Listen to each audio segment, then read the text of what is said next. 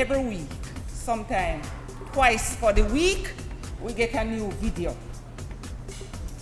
We get a new video, it is sent. Could you just look on that video and see if you can identify that student from that school and take action, please? Yes, sir, or yes, ma'am, we'll do that.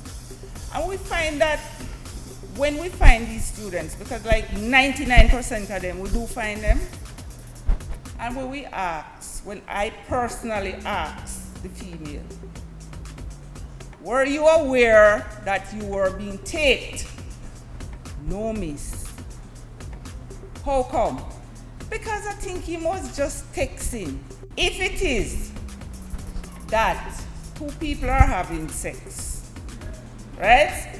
It's supposed to be a pleasurable thing. How in God's name the man would be texting during the act? Does that make sense? So what is he doing? He's what?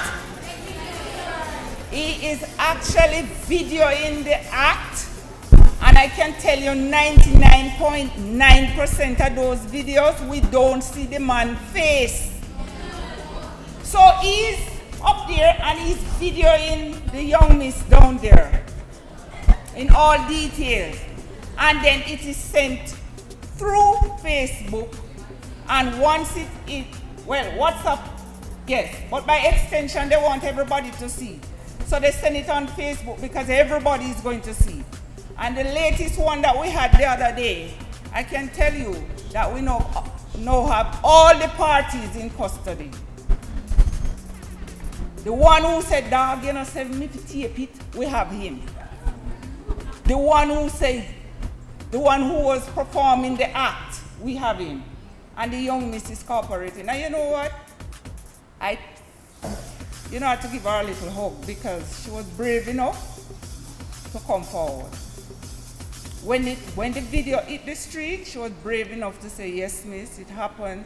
I didn't know it would end up this way, but I'm here.